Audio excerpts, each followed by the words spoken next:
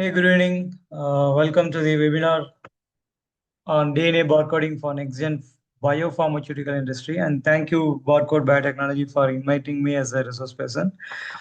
So we are going to talk about DNA barcoding, the technology of identifying using a short fragment of DNA sequence to identify a species. We are going to see how it is being used in biopharmaceutical industry. Before that, since they are the sponsors, I need to introduce about Barcode Biotechnology. They are founded in 2013, and it's been India's most affordable DNA sequencing services. And they provide a array of DNA sequencing services, including Sanger sequencing, Illumina. They have a PCR workstation along with primer synthesizer, and they provide variety of services, including bacterial identification service, even from mixed culture, archaea identification, mushroom identification. They basically uses one or more DNA sequences to identify a species. There is a forge identification service, insect barcoding, where you can send an insect sample to get it identified to species level or any animal sample in that case. They also do metabarcoding. We have recently barcoded artificial reef system monitoring, where people collect the biofouls from the surface of the fouling area, and we have decoded the individual species in them. Even in forensics, wildlife forensics, you can send the fecal sample, we'll identify the animal, or we can decode the entire fecal for their dietary composition. Even with the bird sample, the dry feces, the birds are not allowed to be collected. They're most of them are in threatened species category. So instead of pricking and collecting blood, you can simply send us the dried feces specimen, where we can identify birds, plants, even from the herbal formulation. Where we will see this in our webinar today, that how these herbs and drugs are used for identification. The powder sample, we can do it even from the air. The particulates that have been collected from the air can be used, and the entire species diversity can be decoded. Even probiotics. Okay, if you want to check whether your strain has really probiotic activity or not, the bacterial and the fungal strains, we are accepting yeast and bacteria for probiotic activity. So let's get into the webinar. What is this DNA barcoding?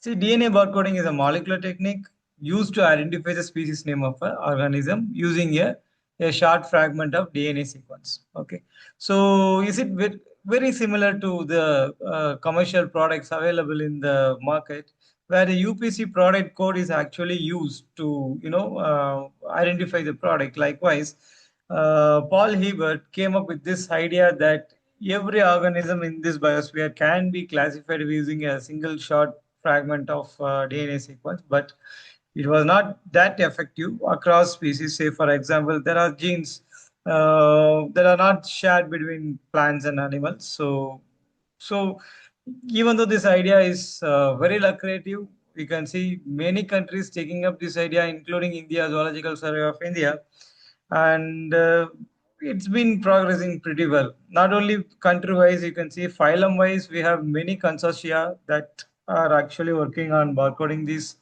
phyla. Everything has started from here, 2002. This paper, biological identification through barcodes, they actually proposed COI gene, and when the COI gene does not work well for plants, and most plants do not have them, so out of a set of genes, they propose that for plants, RBCL and MATK, ribulose bis phosphocarboxylase, large subunit, and maturus K gene has been proposed as a barcode for plants. And then quickly they realized that it is not so for fungi. So there is another gene called the internal transcript spacer that's been proposed for fungi, and it's been working very good. Here is a paper of mine, who actually I tested this gene sequence variation in the marine fungi, and it works pretty well. Like I said, in India, Center for Advanced Study in Marine Biology, Annamalai University is a pioneer in DNA barcoding. They initiated this effort 2007, and they've been quickly followed by National Bureau of Fish Genetic Resources, then Botanical Survey, and Zoological Survey of India. It's been quite competitive, and they have done a very good job, as you can see.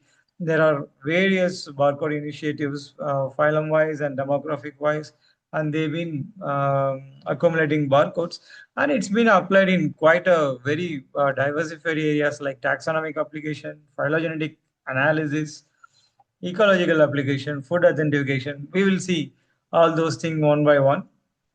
Okay, so adulteration, especially, and in drug, especially in biopharmaceutical market, it has to be screened. So many things are happening in the biopharmaceutical market.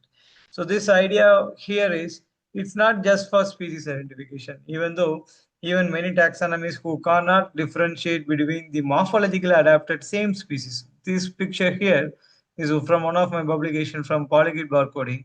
You see, the morphological adapted species, they are looking completely different, but both belongs to the same species. They share 100% similarity between COI sequences. Okay, so not just for species identification, they can do many wonders. We will see one by one.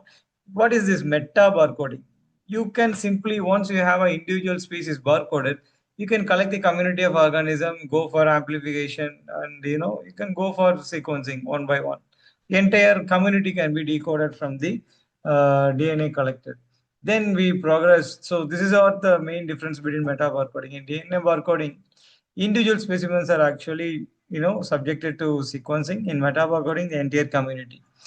Here is one of the example these days. Even for FSSAI and the other authority of food testing, they formally recognize the necessity of having a eDNA barcodes, environmental DNA. What is this environmental DNA barcoding? This is the third type, DNA barcoding, meta barcoding. This is environmental DNA barcoding where you don't need to collect the organism as such. You can simply collect the DNA from their environment and you can go for species identification. This is something called non-invasive sampling, where without collecting the actual organism, they can go for species identification. So out of many applications of this eDNA barcoding, one of the main application is identification of plants and herbs that can have our medicinal value. Uh, they can have a medicinal value. See, they use a simple apparatus to trap the pollens and other suspended plant material in the air. From that, they can easily decode the entire diversity. Similarly, here, one of my paper, I have used DNA from the marine water to study the entire, seaweed's composition in that area. Okay, so it's not something very new. The DNA barcoding has been actively been recommended in the pharmaceutical industry for various category. Here is one of such example that the need for integrating barcoding in drug delivery. It has been advocated that the times will come that even the nanoparticle loaded drug can be delivered to specific cells based on their barcodes. Okay. Um, Not only that, ensuring raw material authenticity and preventing adulteration and regulation relevance, we will see one by one. See, there is something called biobarcoding where they are incorporating DNA barcodes with nanoparticle loaded with drugs for site-specific delivery. Okay, we will see how in subsequent slides. Okay. So ensuring raw material authentication, even with the powder of the plant or herb sample, we can detect the species of the plant. We can easily decode. Doesn't matter the powder comes from single species or multiple species, we can decode each and every species in the composition.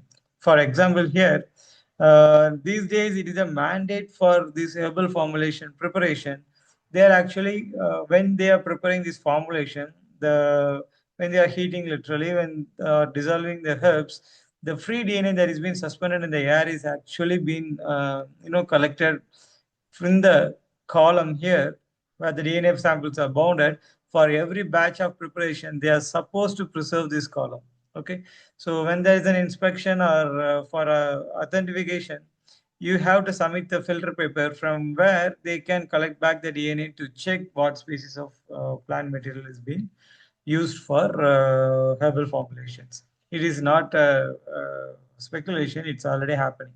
Okay, from that you can see you can easily go for RBCL gene amplification, and you can decode the entire herbal composition in them. Okay, and in regulatory relevance, you will see that herbal drug formulation industries are very well using DNA barcoding these days for regulation. You can see number of publication in the herbal formulation industry using DNA barcoding is steadily spiking. All right, and they have a meticulous database, because how this barcode works is, you need to have a database of DNA sequences of already known plant species.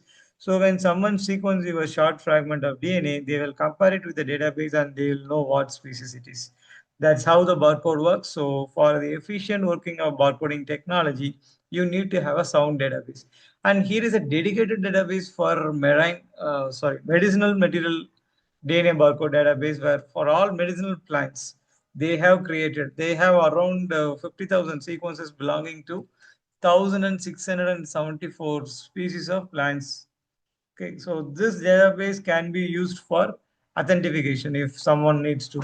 So what is the molecular basis of barcoding, or how barcode works? Okay, like I said, you need to have a database of DNA barcodes to compare the sequenced fragment against the database to identify the species. So for animals, the accepted barcode is cytochrome C oxidase subunit 1, or CYN gene. For plants, we have two kinds of barcode, mature SK and RBCA. Many times they use single barcode, or many times they will go for two barcodes for plants. For fungi, ITS is known to work better. And for all prokaryotes, it's for more than 45 years, we've been using 6S RNA gene sequences. Okay. So how barcoding works? You take a plant material, or yeah, any biopharmaceutical substrate from biological sources, extract DNA, go for particular gene amplification, sequence it, you put it in the database under the plant name. If someone who wants to identify the plant, who is not a taxonomist, or someone from pharmaceutical industry want to know the ingredient or formula of the pharmacopoeia of the sample, they can simply go for taking the DNA from the powder, and they can go for sequencing. They can compare the sequence with the database to identify what are the composition. Let me elaborate this. Okay. So how this barcoding works is, you identify a plant species, you extract their DNA, you barcode them, that is sequencing the DNA barcode region, and deposit in the database. So once someone who wants to, or once the sample is in degraded condition or in powder form, once they want to know the species name, they can simply sequence that particular gene, amplify them, go for matching. When I say matching, there is something called basic local alignment search tool, that is BLAST, which compares your DNA. For example, if this is your DNA, this is your database DNA. They will compare your DNA with the database DNA, and they will tell you the search result. Okay. It's not that easy creating barcode database. When you collect a particular sample, you have to document them extensively to make sure that's the sequence you are submitting to the database. So, in other way of saying, for barcoding to work better, it is the wide or rich database that we hold will make a difference. Okay. So if you see, barcoding is not a simple technique. It is a multidimensional technique where conventional taxonomist has to identify. Molecular taxonomist will work on various other aspect of PCR, and bioinformaticians require data analysts to maintain the database. Okay. So basically, you will end up identifying the species based on the DNA sequence just by comparing the sequence. Okay. So this is the CY gene that is accepted for animal barcode, RBCL and MATK for plants, fungal ITS, and we have prokaryotic barcode. Okay. So yes, this is a dedicated database for barcoding, where barcode of life data system, where they accept only these three or four genes, that is CO1, RBCL, MATK, and ITS genes. Okay, and we also have NCBI, and recently India has started Indian Nucleotide Data Archive, and we have DNA database of Japan, which is also collecting database. These are generalized database, but barcode of life and the medicinal system database we saw before is actually specific database. Okay. So I'm just keeping on how this BLAST work. Basically, BLAST is just to compare the sequences to the database and find the species. Okay, BLAST is always complemented with the phylogenetic analysis.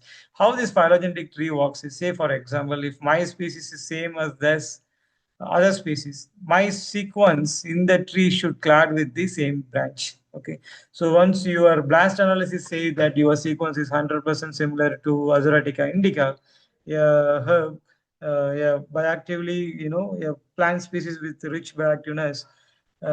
If I want to complement my finding that I have found a powder that belongs to Azuratica indica, I can simply go for phylogenetic tree where the same species it should be cladding with the same species. That's how the trees are used to interpret in DNA barcoding. Okay, and it's not very new. Even these days, even in seafood industry, even fishes of medicinal value, they are of very high prices, but these DNA barcodes are now used to authentication. Okay, because they are just fillets stored in the preservatives. We are using these days barcoding to check whether it's the same species that is being advertised in the can. All right. Even for microbial strain verification in case of probiotics, there are many companies advertising, common bacteria or common cell as probiotic. These days, barcodings are used to identify the probiotics directly from the sample. All right, even Barcode Biotechnology have such a services here where you can simply send you a sample. We can test for the activeness of the probiotics, and we can authenticate the sample. Because for in many biopharmaceutical industry these days, it's very mandate for a probiotic to get authenticated by the third party. All right. And there is something called high resolution milk curve analysis that is picking up in quality assurance, especially in biopharma. What they are doing is actually they are studying the variations among the plant species. Say, for example, if an Azaratica indica is used for preparing a bioformulation, they are also reading the diversity of Azaratica indica used in formulating a particular drug. For example, if I have used different strains of Azaratica, they are using a RBCL specific primer for Azaratica indica. Once the primer picks up the Azaratica indica, and they amplify it in the PCR, they are using something called melting curve analysis, where the amplicons are actually reheated and their dissociation rate is calculated. It is of understanding that if there is a mutation in RBCL region, the dissociation is comparatively, longer, or they'll not be in the same phase. They are actually fluorescent labeled. When they are dissociating, the intensity of fluorescence will go down. Based on that, these biopharma industries are these days analyzing after amplification. So this avoids the sequencing reaction and the cost associated with it. So this HMR curve analysis is something very new happening in biopharmaceutical industry. Okay. See, this is what I'm saying. Even in the quality control, out of 16 plant samples or herbal samples screened, they clearly detected that more than 40% of sample did not actually have the advertised composition. So these days, DNA barcoding is used across the system for monitoring the herbal formula preparations. All right. And coming to the advanced technology, these days, high throughput sequencing of bulk sample, especially whenever you cannot recover the entire DNA, the short fragments are actually recovered from that, and they've been highly used. And we are talking about integrating IoT. There is something called DNA of things, like Internet of Things. They have proposed DNA of things. IoT and machine language are widely used in authentication and tracking the formulation. We'll see how it is being used. For example, in this work, they have used a machine learning tool to select the methodology for identifying the powder they actually been analyzing. They gave a full freedom to machine learning tools for selecting the phylogenetic method, bootstrapping method, and even refining the species level resolution. It works pucker. Okay, so even blockchain technology has been advocated here, wherein even they are using blockchains to actually you can modify the track records if you have if you don't use a blockchain technology these days. Yeah, if a box of mango gets spoiled in US imported from China, these days we can track it using blockchain technology. So they are advertising to compile DNA barcoding and blockchain technology in tracking the food and their sources. Okay.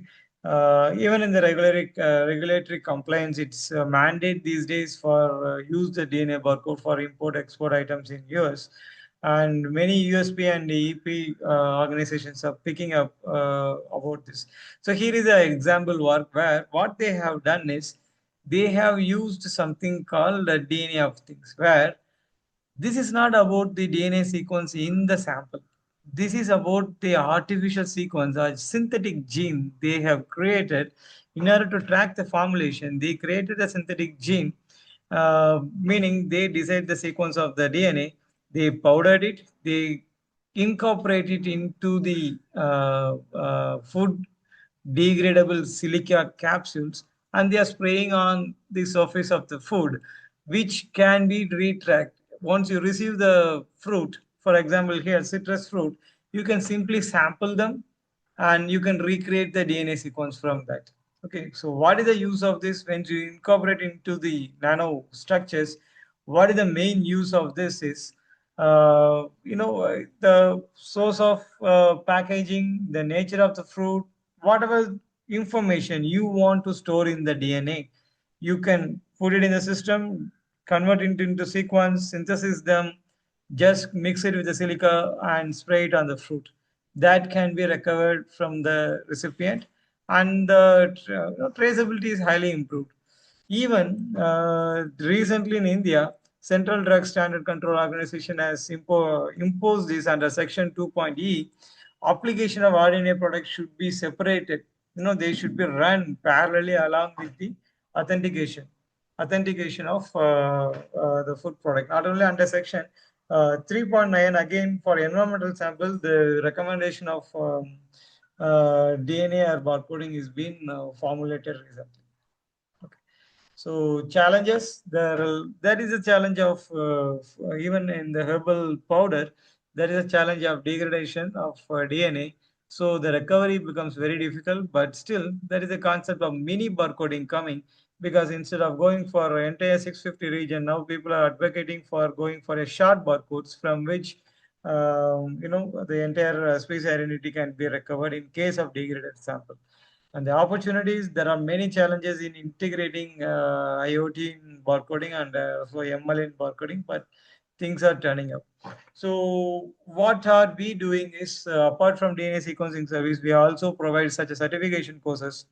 Like I said, Mega is a software, that is molecular evolutionary genetic analysis, is a widely used software for interpreting DNA sequences, especially barcoding sequences.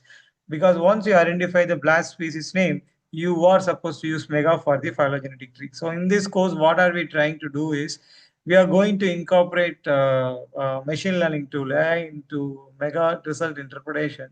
So Mega is, AI is fastly growing field, and it is expected to hit $12.5 billion during by 2032, and the software segment like Mega is alone contributing 53.4% in this revenue. So knowing them is very important. And what is this artificial intelligence? If you want to distinguish artificial intelligence from machine learning, deep learning is a part of machine learning, which is another a small part of artificial intelligence. Okay, here is one of my paper where I have used more than 10 GB of DNA sequence Illumina data to find the core and accessory bacteriobiome in them. This is not at all possible if there is no AI integrated into it. So this is a 5 days program starting from September 7 to 11. And as you can see, the citation of using this software Mega is been logarithmically increasing with time. And there are many tools. These days they are into green computing. There are many tools to facilitate the DNA sequence analysis in Mega. Even AI assisted bootstrap methods are introduced for analysis.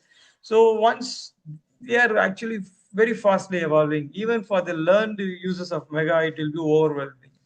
So hence this workshop aims to actually integrate AI into learning mega, which will be used for creating phylogenetic trees using DNA sequences. Okay, so I hope we have touched various forms of pharmaceutical regulations that is already been integrating DNA barcoding. So if you want to get benefit out of what's happening in AI in DNA barcoding, this is the right time. We are going to use retrieval augmented generation system to actually study how to build a timeline tree using mega diagnosing pathogenicity of protein variant, even recombinant testing or whatever data we are generating, how to interpret that. So it will be a 5-day program. This is a program designed for their interpretation. Okay. And that's a small fee associated. So willing people, I will leave a registration link in the comment section. So I hope that's the end of this webinar. I hope it was little useful for people who have listened to this. We will be doing many more webinars related to pharmaceutical in near future. And those who are waiting for the e-certificate for this webinar, it will be shared in the comment section. Okay, so please check the comment section for the e-certificate. E-certificates are provided only for people who are filling this Google form. Okay, there is a Google form to be circulated for e-certificate. Please fill it. If you have any queries, leave it in the comments. Even e-certificate form will have one more link associated for collecting the queries. Thank you for joining. These are the publications of our trainees that we use to train regularly under various certification programs. So thank you for joining today. See you.